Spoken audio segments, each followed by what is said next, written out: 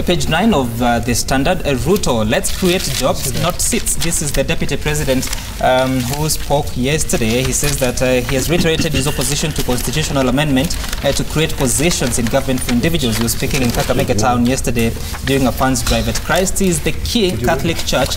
And the DP said politicking ended in 2017 after the elections. So I want us to first of all get to understand how the Deputy President's position is, because last week when he appeared before Hard Talk, that interview by the BBC, he spoke of there's this issue about the leader of the official opposition. He said that it would be good that the person who comes in as the first runners-up gets a chance to sit in the in whichever House of Parliament. That would obviously take a constitutional amendment, whether it's by popular or via referendum. But now he's telling us that we do not need a referendum, we do not need a vote, we just need to work. What is his position? You're closest to him from this panel. I think his position is very clear, Sam. And from the onset, in terms of the constitutional change, we have to be honest to ourselves. And actually what he actually said in the UK is that instead of trying to talk about inclusivity in the language of creating positions, especially the Prime Minister and his two deputies, we would rather focus, if you're talking about inclusivity, we would rather focus on the person who actually becomes number 2. And the reason for saying this is because, Sam, remember, even as we talk about, and those people who are championing for inclusivity in terms of adding the 3 positions, remember again, we'll actually still go for a vote. And this vote, of course, will have one lineup on one side. And to use a blatant example, if you go to the polls in 2022, where we have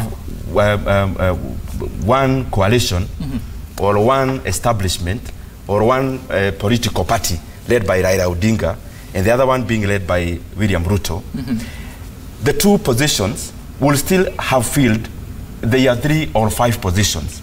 So if you go to the polls, of course you'll have the number 1 in terms of a coalition, and the number 2. So when you talk about inclusivity, we have actually not taken care of the person who becomes the first runners-up.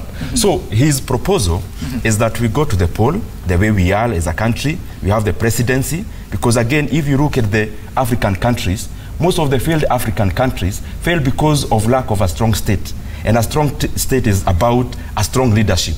So we have one side, the presidency, of course, the kind of setup we have now, but the person who becomes the first runners-up, instead of this fella going home, and remember, you cannot be number 2 in a presidential race if you are a weakling. This is a person who is credible. Instead of going home, we harness their experience, we harness their expertise, they actually go to parliament and become the majority leader or the official leader of opposition. How would that be done? In terms of, we can change the laws, we have no problem with that, but actually to... No, you are a lawmaker, so I'm asking, do you need a referendum or is a popular initiative sufficient? That definitely we need a referendum, because we have the defined number of parliamentarians in the constitution, and for us to add any other ex officio or otherwise, we of course have to go through that requires a constitutional vote. Definitely. The Deputy President is opposed to it? I don't think he's opposed to it. He has never actually said he's opposed to a referendum. What he was saying, and the verbatim, you get the verbatim. No, he is, because the question he was asking Stephen Saka, that BBC Hard Talk question, if I don't get it wrong, is that Kenya cannot afford to have a census, to have a referendum, to have an election, and big for agenda by 2022. Sam, it's the issue of timing. No one is opposed to a referendum. What we are opposed to is the timing. And our timing is, if we are going through a referendum, why can't we actually do it through the general elections? Nevertheless, even in this conversation of whether Kenya needs to go to a referendum or what government will sit best, be it presidential, federal, or parliamentary. Or dual. Exactly. The other thing is that Dr. Ruto seems to be singing but doing differently. During his speech at Chatham House, he was pinning Mr. William Ruto, or rather Raila Odinga. And that seems to be different from what he's saying back here at home. We need to stop politicking. We need to make sure that we are realizing the Big Four agenda. He goes to the UK. It's a different song. Why? I don't think it's a different song, because we have a narrative and we have a conversation as a country. And he was very forthright yesterday. And he was forthright to the matter where he said that instead of us having a big conversation about creating 3 positions in the executive, especially for Wadosi, what we call Wadosi, why can't we turn around this conversation and start talking about our economy, our economy that will accommodate as many unemployed youth who are out there. And I think, to my understanding, even as a youth, that kind of narrative actually makes more sense to me, because my opinion is that I would rather be led in a country that is rich than be a leader in a country that is poor. And I think that is the narrative the DP is trying to form. That instead of us every now and then trying to talk about how to accommodate Kalonzo, Raila Odinga, or the other person in terms of singular personalities, why can't we have a conversation about their supporters? Senator Kajwang, do you agree with him? I'm so confused. I hear his foot soldiers like Ndindi Nyoro saying one thing, the DP is saying something else. Yes. When he's in Chatham House, he's saying something else. Exactly. You see, DP Ruto has, the one thing I've admired about him is his sense of timing. Be it in business, from selling chicken to the billionaire that he is, from being a member for Eldoret to being the deputy president of this country. You must give it to him that he's had some very good, fair, sense of timing. But on this referendum question, I think he's missed the boat. Because this is an issue. Even this weekend, I was with Leda Molekina at a Senate leadership retreat. Mm-hmm. We are all in agreement, including his presumed deputies, presumed running mates, that this referendum must come. I think it is premature for DP Ruto to talk of an opposition to a referendum whose question has not been put. Right. Who said the question will be about jobs? Right. Maybe the question will be about increasing allocation for counties from 15% to 40%. But let's be fair to him, Senator Kajwang. Let's be fair to him that you can only comment on what information is available, and the public conversation has been about that, of inclusivity, of ensuring that we have more positions for the communities of Kenya to feel included in leadership of the country. I think we have just picked what is nice, because the Building Bridges initiative has about 9 thematic areas. Part of it is devolution, corruption, nation building, and inclusivity. And I think that ultimately one of the questions will have to be on inclusivity.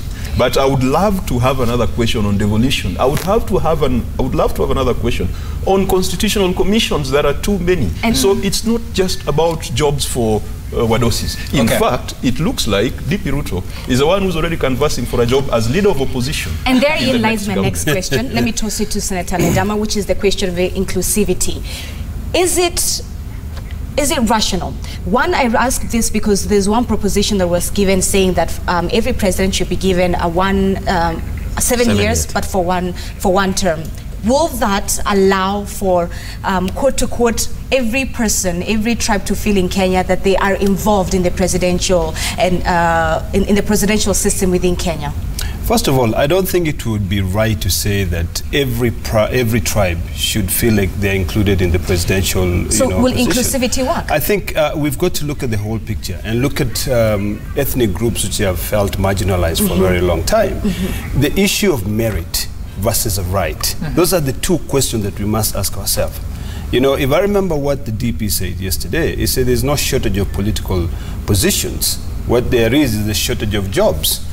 Well, the Swahili normally say, mgema muwe na haki yake umpe. The truth is, there's a shortage of jobs in this country. So if we will take a referendum for us to be able to realign our existing resources, to ensure that every community in this country is considered, and they're given a position. If you go to this parastatal today, all the government parastatals, you will find 2 tribes. One, Central Province, the other one is from Rift Valley. So how do you achieve inclusivity? The only way to achieve inclusivity is to now look at that 20% of the constitution, which really is the one which is sidelining the other communities. Bring in a referendum questions. Factor in all these communities, include everybody in the picture, and then now push merit as a first thing. It is not about political positions. I think DP Ruto has it completely wrong. It is about looking at merit. There are so many people. Recently, we saw somebody from his community who was languishing in poverty, despite having a first-class degree. So the issue here is this. Are Kenyans happy with the current constitution? It is quite clear they're not. Should we now rethink about what the constitution means, what the rights of people means, what the merit versus rewarding of political allies? What does that exactly mean? So, and you will see this trickling down in every legislation that is brought into this country. You'll find that when a piece of legislation is brought into this country, it is not brought in for posterity. It is brought in to fit the current position. And that is my biggest problem. Right. Ndindi Nyoro, as a young politician who is in parliament, a lot of young Kenyans Kenyans feel as if the government has let them down. It is something that happens every 5 years. Once you come and you ask Kenyans for votes, but then thereafter, whatever you promise, it's never actualized. Right now, we're talking about the Big Four agenda. A lot of Kenyans feel as if this is, especially young Kenyans to be specific, as if the government has let them down. I agree with you, and it's because to us as the youth, the legitimacy of the establishment is not on actually electing a leader. It is on them delivering on the promises, and especially delivering on jobs, because when you talk about unemployment, we are talking about young people. And having said that, I think a lot has to do with the model of our economy and actually what we consider as important as a country. Because if you look at the stages of how other economies developed actually, I think we are missing so many stages. Because Kenya is a very ripe country in terms of so many things. Infrastructure, we are doing so well. But I want to be honest with you that I think there is a big problem when it comes to physical planning in our country. And I'm saying physical in comparative to our monetary environment. If you look at the Kenyan monetary environment currently, we are doing very well. Inflation is contained, our exchange rate is very good. But if you come to the physical side of our economy, where actually the planning and the brain should be, we are having a big problem. And this big problem is because we are having so many infrastructural projects, and again, there is no money in the pocket of Kenyans. That is a mismatch. Because there is no way. Let me finish. Economically speaking, because jobs are not just created, they come from somewhere. There is no way we can be having a boom of construction of roads, whose biggest component is cement, yet on the other side, we have cement companies folding. We have East African Portland Cement, which is in a big hole. It needs 15 billion to actually to start on its own. We're having so many other cement companies which are doing so badly. So all I'm trying to say is that there is a mismatch between where we are putting national resources and the stimulation of the economy that should actually come through this kind of developmental, especially infrastructural projects. I don't think so. I think economically, if you look at all these big countries, and this is why I disagree with my dear brother, in Euro, is that Kenya has not missed any stage. If anything, Kenya has actually benefited, because if you look at economies like the UK, for instance, they have gone from an agrarian revolution to a manufacturing, sort of like industrial revolution, to a service-based revolution. Right now, Kenya is in between the three. You know, the service industry in Kenya is quite big. And if we were to take the service and calculate, you will see that it will change the GDP of Kenya. Right now in this country, what we need to do is really to support the president in the manufacturing sector. Because once we support the president in the manufacturing sector, we require these roads to be built in the and then we will support our agrarian economy. All right. Right now, if you do not have a road going into a place called Olchorro in Narok, there's no way that you can get all the potatoes which are coming from there. So I think what is there is that we need to sit down and ask ourselves, with this country, this road that we need, what we need to do is to do away with corruption. Because if we handle that monster called corruption, then you cannot come and argue and say that this country is missing. So, Senator, you're saying that young Kenyans have to wait for us to handle young corruption before unemployment is solved? What I'm saying is this. I think young Kenyans now have an opportunity to engage their leaders, to be able to take the opportunity to read the legislation, make sure that they play a key role in the legislation making process, because that is the only thing that can be able to support these young Kenyans. So as a young Kenyan, you're in the service industry. What we need to do is to ensure that this country is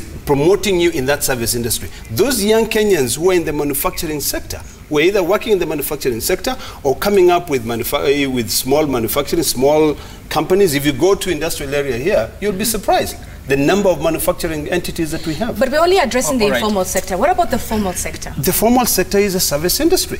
If you look at the UK right now, their biggest foreign income earner is the service industry, accounting jobs, services to do with the technology. Here in Kenya, we have an opportunity to create those technology hubs.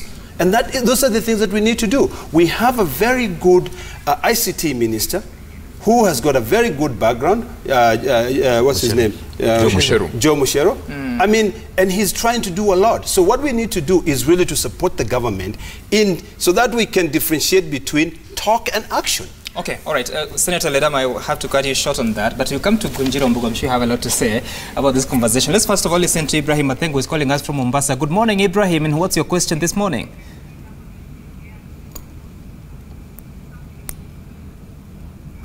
Ibrahim, if you can hear me, good morning. What's your question to the panelists?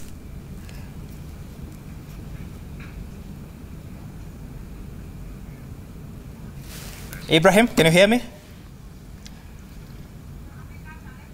Well, unfortunately, he can't hear me. Just try to call again. We'll be sure to take your question. But Mheshimiwa Gunjiri, you wanted to say something about the situation, talking about a referendum or not, what we need to change, how to ensure that we have inclusivity. But there has been this conversation for so long now, several months. It needs to stop at some point, and we need to take action. What is that action, and when is that? Thank you. First, I need to challenge a statement that my brother Ledam has made, that this government is made up of two communities. You know, those are the kind of statements that get made and then go unchallenged. And then before you know it, you start having conflict, because a leader like Ledama has gone and said that this government, that you only find people from Mount Kenya and Rift Valley, which is not true. And it's important for us as leaders to be careful about the kind of... Mount Kenya, it's central. You said central? Let's separate that. So central. Actually, that's even smaller than Mount Kenya. So you're saying that this government is made of people from central province. Central region and Rift Valley. Those are the kind of statements that we really, really must be careful, because it's true. It's not true. I mean, it's not true. It's true. It's not true. That this is it's a dangerous statement, and it's actually an untrue statement, because any audit that we have done, that has been done by government and and private sector, shows that this is not the issue. Mheshimiwa here can argue that some positions that they would want spread out to more people don't have everybody. But I have interacted with government, and I don't know a single department I've walked into and only found people from two communities. So I needed to challenge that. Okay. Going back to the issue about the referendum and what we need to do, I think first and foremost, the idea that we have to choose between creating jobs and building an inclusive country, I think for me is the kind of fallacy we need to move away from. I don't think they're mutually exclusive. I don't think if we are making an inclusive country, it means we're taking away from the focus of creating jobs. Or if we're creating jobs, we cannot do... I'm sure we can walk and chew gum at the same time as a country. Right. And in my opinion, we also need to remember that if we don't fix inclusivity, then we generate an environment where you actually can't even do jobs. Sorry to cut you short. Okay. Forgive me for that. Let's listen to Stephen Okalebo from Busia. Steve, good morning, and what's your question? My question is, I saw the referendum in 2005 and the 2010 constitution. If we can't, if we increase allocation to counties, maybe from 40 or 15, from 15 to 45, and we don't cure the power struggle at the national level, we'll be doing zero work. We need to create positions that will see other communities included at the national level. Right now, as it is constituted, there are only two communities. And in my county, and especially in my community, I come from a small community in Teso, the Teso community. I can't see anyone from in my community. So we need to create positions that will see other communities also included at the national level, apart from counties. All right. Thank you, Steve Okalebo from Busia. We'll try to respond to your question, but I think he raises a valid point, because he says that he's coming from... You want to allow me to finish the point I was trying to make? Yes, I surely will, but let's just respond to this first. He's coming from the position that he feels he comes from a minority community, the Teso in Busia. Yes. And I want to turn the question and ask, is perception wrong? And even if it's wrong, we came up with devolution to 47 counties so that we can distribute the power and resources, but we seem not to have moved anywhere in as far as sort of indicating that at the top is important, but not very important, more than the resources we have on the ground. You want to go first? Okay. I had lost my... I think, and the point I was trying to make, and he's asked a very interesting question. Offline, we are just having this conversation here and saying this country is made up of different communities, and they're not the same size. And that's one of the things, one of the conversations we actually fail to have in this country, is that we run a democratic country, meaning that majority rule is majority decisions, majority must be given its place, even as we listen to the minority. But we've gotten into a place where we are now starting to argue, because, for example, the last results I saw of, for example, the public service audit showed that people from central Kenya were 20-something%, and we are 20-something% as a population. So we have this conversation of, as the gentleman said, he's from the Teso community, which is a small community, and he's saying, look, I want to see a Teso in the national leadership. Now, the only way you get to national leadership in this country is to get elected. So what we actually need to do is polish up and finance our politics, because you're not going, there's no way you're going to legislate an opportunity for somebody from a small community to get to national leadership in the kind of environment we have. Because we have an environment where we mobilize around ethnic blocks, right? Mheshimiwa Mbugu, yes. You get elected to get to that position. You can only elect a president and a deputy president. Yes. But there are cabinet secretaries and principal secretaries. Yes. It's still part of the national leadership. He says that he has... There's a point I was trying to make that you interrupted me again before I got to. You see, we have this country, 75% of the population of this country is made up of 5 communities. 88.8% is 8 communities out of 42. So essentially what you're telling me is this. So we have a situation where if, and I agree with him, we can't have a country that has only 2 positions, because for as long as we mobilize ethnically, then it means that we're only going to have 2 communities in government. So we will need to figure out how to make that a lot more inclusive. But then as we do that, we need to remember that we are running a democracy. So we are not going to say that this position is going to be set aside for a Teso, for example, or this position is going to be set aside for a Masai. Because those positions, you get into those positions through elections. Let me just... So you must have the numbers, you must attract numbers. Even if you're a Teso, you must have the kind of policies and ideas that will attract people from Kenya, I think from Narok, from Nyanza, before you actually get... You can't argue that you are going to be given a position based on tribe. Right. I think it's a convention you brought in a very good... Senator Olekina, please hold on that thought. Let's listen in to Joe Migwa from Bere. Yes. Good morning, Joe. What do you have to say? Hello? Yes, go ahead. What do you have to say? My name is Migwa. I was waiting for you to put me in. Yes, please go ahead and ask your question or your comment. Mainly, when you're dealing with the industrialization, I've always had we all so keen on inviting foreign investors. We're not concerned about the local investors. Local investors, right? Yeah. And I've always wondered, how did the Western develop? Did they invite investors from other countries? Because if you look, we put a lot of emphasis on foreign investors. All right. And like if you look at the natural resources that we have, what are you putting to encourage locals to tap from the the resources that we have within ourselves? All right. And, so we need to look at ourselves. Yeah, if you look at the universities. All right. Let me see as the institutions that you have, even schools and institutions. Are we putting emphasis on teaching that you have resources that can come into job creation within ourselves? All right. Thank you, Joe. When you train our people, we tell them to go to cities. All right. Joe, I have to cut you short so we can give the panel a chance to answer your question. Gentlemen, he has a valid point, saying as young people, we need to be the ones who are creating these opportunities as local investors. Ledama, you already have something to say. Yeah, but I think before I go into his question, because I don't want to forget the first issue. Okay. This is why this referendum is very important. Devolution. And this is why people must respect the Senate.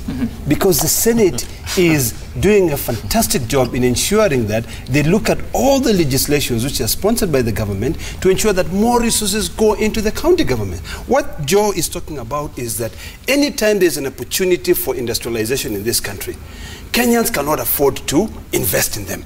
It is only foreigners who can be able to come in, because there's no money going into the county governments. We have 2 bills in the Senate which originated from the National Assembly. One bill is in the petroleum and the other bill is the energy bill. And those 2 bills, if they go the way they were without the amendments, Kenyans will not get those opportunities because they will not be able to fit in. They will not be able to invest. So Joe is raising a valid question, which every young Kenyan is saying, I'm an industrialist. I want to be given an opportunity. Is there money to support me to be able to ensure that this money trickles down? Honorable that is actually the point I was making when I talked about cement. Because when you have, for example, development, that one of the input is cement, for example, and you have local cement industries that are folding. What does that tell you? It tells you that yes, you are investing in the right sectors, we're investing in the right ways, but the inputs that come through those investments are actually coming from outside of Kenya. And all the countries in the world, including China itself, including the UK, including the US, and all the first-class economies, they actually grew fast by protecting their nascent economies. And manufacturing subsector of our country is in the nascent stage, and we have to protect it.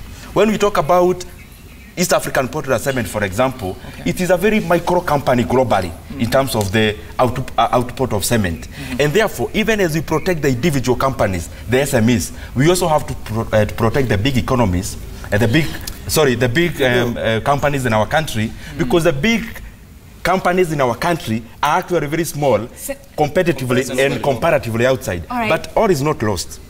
I want to tell the viewers that we should actually be very proud of our country, even as we talk about the many bad negative issues about our country. Because when you talk about Africa, Kenya is actually a very serious country. The GDP of 16 poorest countries in the world are actually half Kenyan GDP. And therefore we have the right resources, maybe a little fine-tuning, corruption issues, etc., and we are good to go. Let's listen to Leonard Nyamongo from Nyamira. Good morning, Leonard, and thank you for watching Citizen TV. What's your question? Yes, I'm sorry, I'm not Leonard. I'm Leonard Nyamongo watching. Yes, go ahead. I want to comment that the minister, or rather the MP, I don't know who he is talking ethnically. We don't need people who are based off an ethnic group. All of those that are in strata. We don't want to know who he is or what position it is. The person we want now to see young people working. Those that are failed politically to work. We want to that is what we call it. That is what we call inclusivity. We want to see young people working. All right. Yeah, okay. So he has a valid point. As opposed to giving leaders position, we want to see you guys working. And he brings up a valid point over there. And Senator Kajwang, let me rope you in. I'd love to hear your thoughts over there. He has a valid point. We elect all of you, but when it comes to the work, it's a different scenario. All of this conversation looks very good on paper, especially what Didinyoro is saying. When it comes to actualizing it, what is hindering Kenya from achieving those goals? We have, you are the lawmakers, so we already have policies set in place. We have young people, so population workforce is there. Interests. Exactly. So what exactly is stopping Kenya from realizing all this? And that's part of the mandate of the Building Bridges initiative, to look at certain... Allow me to contextualize. I've not even done with first paragraph. We have identified the factors that are holding us back. We have identified them. And we're saying that why can't we now sit down in a non-partisan manner and agree on how to resolve them? It's not as if we don't know our problems. Ethiopian cotton industry grew on the basis of Kenya's cotton strategies. If you go to Costa Rica, I've visited Costa Rica coffee farmers. They based their strategies on Kenyan coffee strategies. If you go to Botswana, BMC, we tend to visit Botswana Mid-Commission as members of parliament. They will tell you they benchmarked on Kenya. Allow me to wade into this conversation that between Ledama and Ngunjiri. There's an issue of perception. Politics is all about perception. 1963 to 1978, the president was Jomo Kenyatta. 1979 to 2002, the president was Daniel Arap Moi. After that, it was Mwai Kibaki. After that, it was Uhuru Kenyatta. That is a perception that makes certain people think that power is vested only in certain regions. When you control the state in Africa, and particularly in Kenya, there is that wealth by association. Really, even if you look at the distribution of wealth in this country, in private hands, it mirrors the leadership of this country. Am I going to be more better off if the next president is Abasuba from my community? Definitely not. But we must create a system where the majority have their way and the minority have their say. We must move away from meza mate to kikula nyama kind of mentality. That is the jinx we need to break. Senator, the reason why I disagreed with you the moment you said the Building Bridge Initiative is because what happens if tomorrow the Building Bridge Initiative is not there? What does that mean for the common Wananchi? What does that mean for young Kenyans, for Mama Mboga? What have we been doing even before the Building Bridge Initiative? Allow me, it is not a silver bullet, and it is not the first time. We are not saying that these guys are coming to invent some rocket, some spaceship. They've just distilled the thoughts of Kenyans into one initiative. And that is what happened in Bomas back then. That is what happened in National Convention Executive Council, the NCCs that were led by Kivutha Kibwana. There comes a point, or there are certain moments in a country's political history when forces come together and do a kind of national dialogue, which is what is happening. It does not mean that we in Parliament are also sleeping on the job. If you look at some of the pieces of legislation that we've been enacting, they are quite progressive, and they're in support of the Big Four. But we know that the things that hold us back is not for lack of knowledge or lack of policies. It is a will to implement. Senator, we have a caller from your county, Jared. Jared, good morning, calling us from Homa Bay, and thank you for watching Citizen TV. What's your question to the panelists? Good morning to you, sir. Right, go ahead. This is Jared Ugueno calling from Homa Bay County. Greetings, Senator Honorable Kajwang. And then it's not a question, but it is an input into the ongoing constitutional debate. I am for the opinion that we do a referendum and then we create positions to people from different parts of the country. Because there is nobody or there's no group of people who give tax in one basket labeled, this is for Kikuyus, this is for Luos, this is for lawyers. I think everybody is an individual Kenyan. So Jared, yes. what position do you want to see created, and for who? Okay, these positions will be created for every Kenyan. You know, like the government that was created in Kenya in 2013. Sincerely speaking, that was a government of 2 tribes. So I'm saying that let us create positions. This one to go for these people, this one's to go for these people. I think that will solve the problem. So that a Teso can be minister somewhere, a Kikuyu or what. Okay, all right. Thank you, Jared. Let's hear what the panelists have to say. I think the politics of identity is a circus that we can actually never have a close on. Because when you talk about inclusivity in terms of having tribes, then once you have a Kikuyu there, you have a Kalenjin, the next question is actually, huyu Mkikuyu ni wawapi? Maybe this one was from Kiabu, the other one was from Muranga. Now the Nyeri guy will ask, na sisi tuko wapi? Right. So in terms of identity, we'll never have a close to that discussion. What we need as a country is unity. Unity where meritocracy works. That whoever becomes president, if they have capacity to make my life better, then so be it. Botswana has that the way, South Africa, etc. The point I wanted to make is, in 2010 we had a referendum. And in that referendum, we actually expanded government. And I don't know why we don't agree, we don't see that. We expanded government, we introduced 47 counties, we introduced 47 governors. And part of the reason we went that direction was because we decided that the structure of government, the centralized government as existed before that, did not include as many people as possible.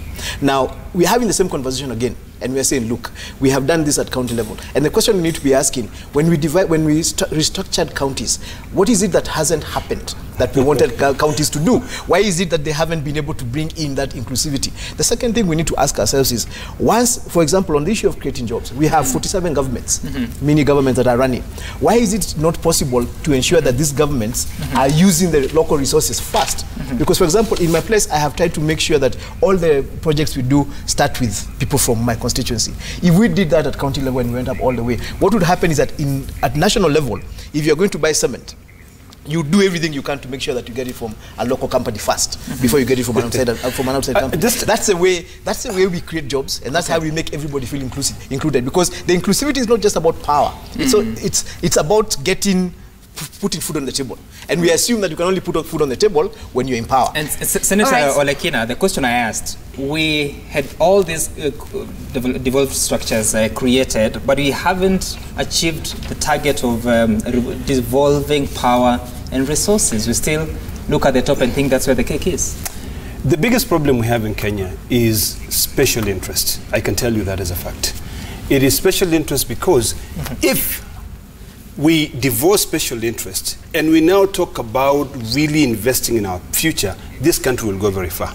My colleague here spoke about East African Portland Summit. That is a government parastatal which is run so badly, like similarly to Kenya Meat Commission. If you look at a company called a parastatal, CAK, CAK is one of the best run corporations in this country. Okay. And I think the best thing to do is now to figure out, ask ourselves, are we putting in people there because of merit or because of political reward to be able to overlook these issues? The issues of counties. We have devolved counties, given them a lot of responsibilities, but we've withheld the money. There's no way you can be able to say we are going to have a free primary education and you don't send the money. Right. All right. You know, so in a nutshell, what we need to do now, we need to be able to change how the national government gets its money. And Senator, in fact, in my view, and this is why this constitutional amendment is very, very crucial. In my view, the best way that we can be able to help these county governments, because you know in Kenya, you cannot uncreate what has already been created, is to ensure that county government send money to the national government. You know, first of all, they collect all the, you know, we cut all the, we close all the loopholes, but they contribute now to the national government and not the other way around. Senator, before I toss my question to you, we have another caller, Ibrahim Adenge. Thank you so much. You're calling in from Mombasa. Thank you for choosing Citizen TV Daybreak. Do you have a question or a comment for the panel? Habari yenu? Mzuri sana. Sasa mimi nilikuwa nazungumza kitu kimoja na baada nazungumza kwa Kiswahili ndio Wakenya waelewe kwa sababu Wakenya wengi hawajui Kimombo. Haya. Watu wanazungumza wanatoka kavu hapo hakuna kitu wanaelewa. Nasikia? Alright. Sisi naona kama viongozi na kama Wakenya tumeanza kuchanganyikiwa. Tumechanganyikiwa kabisa. Kwanza kitu kimoja president anasema tuachane na mambo ya siasa ya 2022. Lakini hii mambo ya kubadilisha katiba naona tunaileta kwa siasa ya 2022. Kuna kitu tofauti hapa, there is something which is different. Between kuchange katiba kusudi wa Kenya wakae vizuri na between the siasa. Usiweke siasa kwa kubadilisha katiba, ndio tuendelee na siasa. Kuna mambo mengi ya kufanya katika Kenya hii.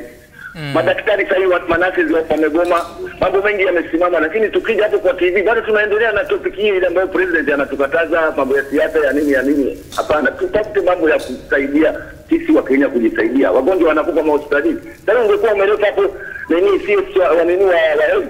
Hajajibu maswali hapo. Lakini mnaleta watu ambao mtu anazungumza vitu havieleweki. Okay. Asante sana Ibrahim Athenge kwa kutoa kauli yako, but we proceed in Swahili. Senator Ledama, just to pick up on what that caller also said, which was also my question that I was going to toss to you. Here we are saying create position, inclusivity. Your counterpart has also shared with us percentages, but Kenyans are feeling, or rather the other part of this conversation is Kenyans are crying punguza mzigo, because at the end of the day, all this creating jobs and position requires money. Money from who? The taxpayers. Taxes. Tomorrow the CS, Henry Rotich, will come out and read a budget that is crazy, meaning Kenyans are taxed more, all in the name of inclusivity. I think we cannot run away from that. I think what we need to do is to figure out how we can easily realign our existing resources to be able to fit in our current problems. You remember the biggest problem that we have was created by the staff from the national government who was seconded to the county governments. And when you look at the issue even of their retirement, it has never been taken care of. So I think the biggest problem we have right now is to ask ourselves, number one, have we carried out an audit of our human resource? Because you'll find that in most county governments, there are people who are working there, but they are actually not working there. So Kenyans will continue saying punguza mzigo, which is a fact, but we cannot run away because everybody wants job. There's no way you're going to tell a graduate who is in Narok or who is in Murang'a that you cannot get a job. We need to find a way to now become creative. How do we create jobs for these young Kenyans? All right. We need to wind up because we are running out of time, but not before. There's a question that has not been answered. I asked you, where do we go from here so that we end noise, allow me to call it so, and start working? If it's a referendum question, then it be designed. He talks about a building bridges initiative, but what's your proposal? You want to start with me? I want to start with them and then end with you. Okay, Sam, I think I'll pick up from the Punguza Mzigo, because we also need a way forward in that facet. And to my understanding, the Punguza Mzigo is not about getting rid of this kind of position or the other. Okay. My understanding, it's about having a lean government. In a lean government, because currently in Kenya, we have close to 300 parastatals in government corporations. Some of them Mheshimiwa Nyoro, there's a member of cabinet secretary who comes from your county behind you. He's actually a stranger. The most hardworking CS in the Republic of Kenya. James Mashara, thank you for making time for us. My favorite MP. Oh, really? So you guys are favorites to each other. So we know who sends him. After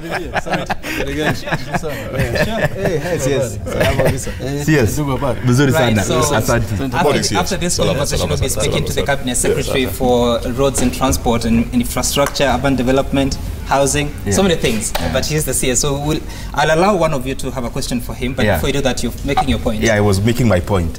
Some we have over close to 300 parastatals and government corporations. Some of them actually make no sense. We need to consolidate most of them. And again, the governments must run away from the business of doing business. Because, for example, let me use banking. We have government having interest in banking sector, for example, in NBK, in Consolidated Bank. Why do we have these two institutions making no money, yet the same banks in private sector are making billions in profits? We need to cut government to size. The government should focus on what it should do, that is regulation, and leave the business of creating jobs to the private sector. You know, I didn't say BBI was a silver bullet. I said that it is a starting point. At the end of the day, we must chew gum and walk. The Deputy President is second in command within the executive structure. If there is someone who has a responsibility and duty of creating jobs and telling Kenyans how many jobs have been created, it is him. It is not BBI, it is not anybody else. It is the executive. So I must challenge the executive that they must do their job, which is to execute and to deliver. But the big question, Sam, is the referendum question. That is what now we need to ask ourselves, because it appears it is not a matter of whether we'll have a referendum. We shall have it. It is that question that is important to avoid a situation that the UK has found itself in when it put a Brexit question and then they got an answer that they are failing to implement. Okay, finally, Olekina. I'm going to move away from all this discussion, because it is like that gentleman said, we need to be talking about something that is going to help the Kenyans. We have a crisis in the sugar industry, because we are talking about creating jobs. If we sort out the sugarcane problem, if we kill this special interest, then by all means, the people in the rural areas will get jobs. But the more we continue allowing this illegal importation of sugar, will kill industries in Narok, will kill industries where people will not get jobs. So really, what we have to look at this is this, ask ourselves, as a country, are we behaving as if we will never perish? Or are we behaving as if we want to be able to help future generations? I started by saying we have two very crucial bills in the Senate right now, the energy bill and the petroleum bill. And the way the government sponsored those bills, it was really to protect interests. What we need to do is to protect these communities, to ensure that people feel included. Because if you do not do that, all this discussion we are having here, we have a cabinet secretary who has just come in here. We're talking about the issue of transportation. We should, by this time, we should not be saying we have stalled a project because we cannot afford to be able to finance it. If we work closely and we invest in our people, our own Kenyans will be able to buy the government bonds. We don't have to be issuing another, Euro bond for people outside there to own this country. We can be able to do so here. And finally, what my dear brother talked about here in terms of government parastatal, I completely disagree. I think what we need to do is that we can have small entities, small parastatal, that runs, which are efficient, Like, particularly, I'm very passionate about this because this is something which is going to destroy the future of this country. If you now bring in and say the Energy Regulation Commission is going to take care of issues of the petroleum sector, yet there's a cabinet secretary in charge of petroleum, and you're not giving that cabinet secretary an opportunity to be able to take care of the upstream, midstream, and downstream. You are lying to yourself. You cannot make one entity greater than the other. Thank you, Senator Lekina. Now, allow me to limit your comment to a question to the CS. I don't have a question for the CS. so can I then make my comments? I don't have a question for the CS. I wanted to finish by where we were, what our conversation was. First and foremost, we must make sure that this referendum stops being about 2022 politics. Okay. It needs to stop being about individuals. When we passed the 2010 constitution, we were not thinking about creating governor positions for individuals. We were thinking about creating governor positions so that Kenyans could get into them. So if we are going to expand the executive or not, it can't be because we want to create a job for Uhuru or for Raila or for Ruto, or because it just has to stop being about that. Once we remove that from being part of this conversation, we'll actually be able to have a proper conversation about whether we need a referendum or not in this country. All right. Thank you, gentlemen, for making time for us. Yes? Do you have a question for him? No, I want to encourage him. Maybe a compliment. When are you finishing the road from Narok to...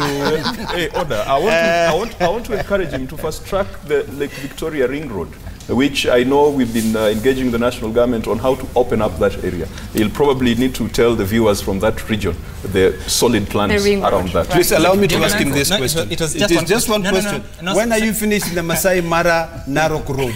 That one I need to answer because it brings a lot of money into this country. It's not about contractor. Stop defending him. No, that's fine.